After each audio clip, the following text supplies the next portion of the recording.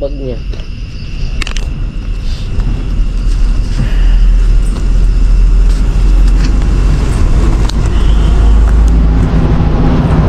Nag-preno ka hindi? Hindi ako nag-preno kasi di ko napansin eh. Ay, malambot lang ulang mo. Alright, ayan na naman ang kamalasan nito, no? Dahil kung nag-preno ka, Nag-crack ang kanyang mugs. Pero kung diretso lang, ibig sabihin, Malambot talaga. Hindi nga. Ayan, buti Hindi ako na lang nag-preno may yan eh. nagising Hindi ko nga kami. nakita. May nagising kaming vulcanizing. Diretso po yan eh. Nung pagbagsak niya, ang lakas. Tapos nagwagil na sa unan sa mga lubak-lubak. Doon ko na tinabi. Sabi ko, pagtingin ko wala na. Dito na talaga, patay na talaga to. Crack ang mugs. Masama pa nito, dalawang mugs. Pambira. Pati tong likod niya nag-crack. Ayun. Crack siya. Nabigong. Sa unahan kasi may lubak na pasok nito sa lubak na malalim. Kaya nako, kahit anong tubeless pag nabingkong, pero magagawan naman ng paraan daw.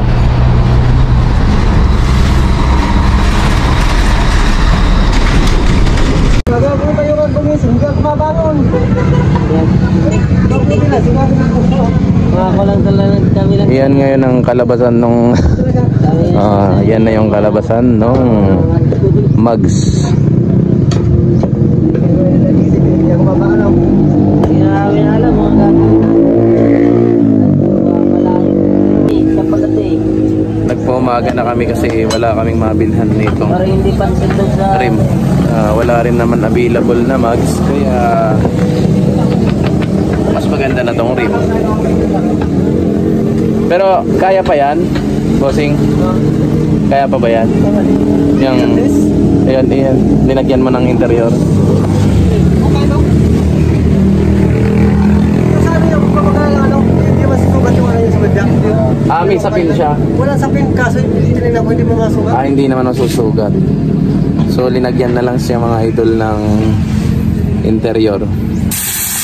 Kasi yung leading kong yung mug. Pero ginawan lang yan ni bossing ng paraan. Yung mugs ng rider.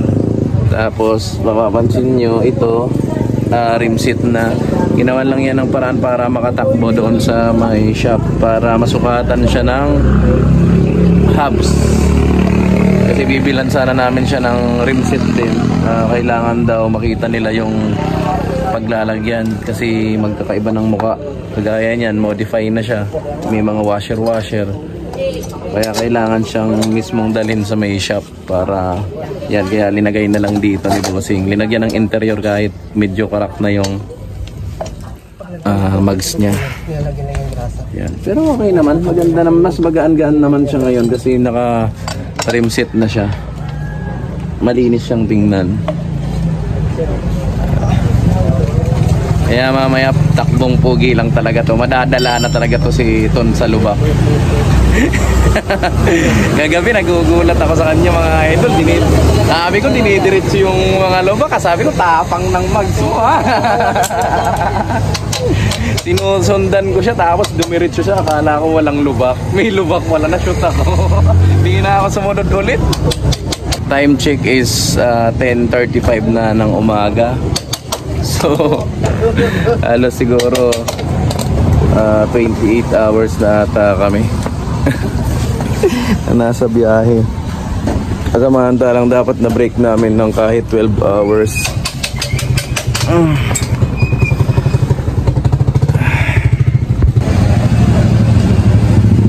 Pero ginawan lang yan ni bossing ng paraan. Yung mugs ng rider. Tapos mapapansin nyo ito, rim seat na ginawan lang yan ng paraan para makatakbo doon sa may shop para masukatan siya ng hubs. Kasi bibilan sana namin siya ng rim seat din. Kailangan daw makita nila yung paglalagyan kasi magkakaiba ng muka. Kagaya niyan, modify na siya. May mga washer. Kaya kailangan siyang mismong dalhin sa may shop para yan. Kaya linagay na lang dito ni Bossing. Linagyan ng interior kahit medyo karak na yung mags niya. Yan. Pero okay naman. Maganda naman. Mas magaan-gaan naman siya ngayon kasi naka rim seat na siya. Malinis siyang tingnan.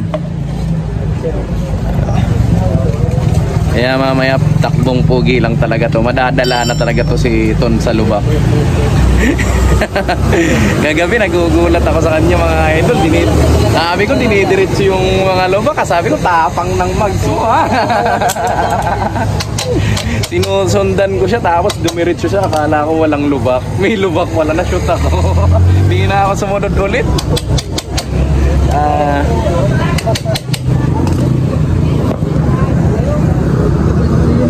Time check is 10:35 na ng umaga. So halos siguro 28 hours na ata kami nasa biyahe. Samantalang dapat na break namin ng kahit 12 hours.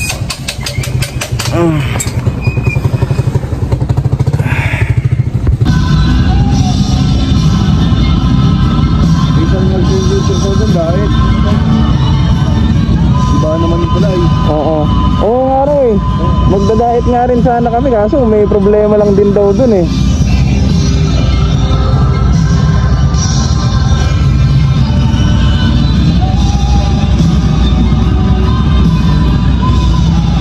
Sige nga ka, safe ko yung sasakyan eh. Sige ka tayo eh. Ako na nga nabibit-bit ka. Hindi pa delikado yan. Di na yuyupi, di naman siya na yuyupi. Nahulog na eh.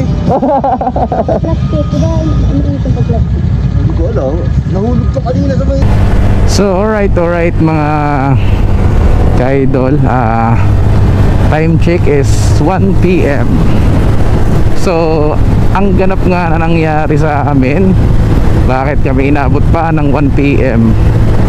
So pagdating kasi sa Ragay, hindi naman yung preno yung nasira sa motor ni Ton, kundi nasira naman sa kanya yung dalawang mags niya. Bali na-shoot kasi yung gulong niya sa lubak, na pingas yung dalawang mags niya, nagkaroon ng damage. Kaya nangyari yun siguro mga 2 AM pa ng madaling araw. So wala na kaming mabilhan na mags or gulong. Kahit anong tindahan pag ganong oras sarado na, kaya nagpa-umaga na lang kami sa may Ragay. Then pag umaga naman, nung umaga naman maaga rin kaming pumunta sa mga motor shop. So kasama ang palad, wala palang available na mags dito sa may Ragay ng Raider FJ 115. So nangyari, ginawan na lang ng paraan. Kinabitan siya ng rim set na lang. Nagpagawa kami ng rim set, tapos yung hubs niya pang smash 115. So kaya ang itsura ng motor ay naka-rim set yung unahan, then dito sa likuran naka-mags pa. Kasi wala, magpapagawa rin kami dito sa bandang Naga kasi nga yung rim set ni Ton hindi rin sumakto yung kanyang disc brake. Nagka-problema sa disc brake rin, kaya ayan, tumatakbo siya ng walang preno sa unahan. Kaya mabagal lang ang takbo namin. So usapan naman tayo rito sa traffic daw dito sa may Ragay. Okay naman mga idol. So abala nga lang doon sa mga naka 4 wheels, mga bus, mga delivery truck, yung ginagawa doon na kalsada kasi mahaba yung traffic, pero hindi naman siya kahabaan kagaya ng kinikwento ng iba na sabi kahaba-haba naman daw ng traffic. Hindi naman siya mahaba. Then kung kayo na may nakamotor, mas pabor sa inyo, mas lamang tayong mga nakamotor kasi mas nakakasiksik tayo, hanggang unahan ng pila. Then pag nag-go na, nagiging priority yung mga nakamotor na uuna rin na pinapakawalan kasi maliit nga lang yung daanan. Pag motor yung dumaan, nagiging two-way. Pag mga naka 4 wheels, one way lang. So ayun, saglit lang naman, nakalusot lang din naman kami dun. So ganun lang sa mga uuwi. Maiksi pa yung traffic ko dyan sa bandang Ragay. Ito, mabagal lang ang takbo namin. Alalay lang kasi walang preno sa unahan. Pagdating ng Naga, maghahanap kami ng disc brake na sakto sa kanya. Tapos yung caliper papalitan rin namin, then yung bracket ng caliper, pati itong likod para mapantay, ipapa rim set na namin. Pero sabi nga ni Ton, kung mura lang din naman yung mags, kung kaya papabalik niya sa dating itsura na naka-mags. Alright, hanggang dito na lang mga idol. Update na lang kami pag nakauwi na ako. Masyado na kaming mahaba yung biyahe namin, nakakaantok na.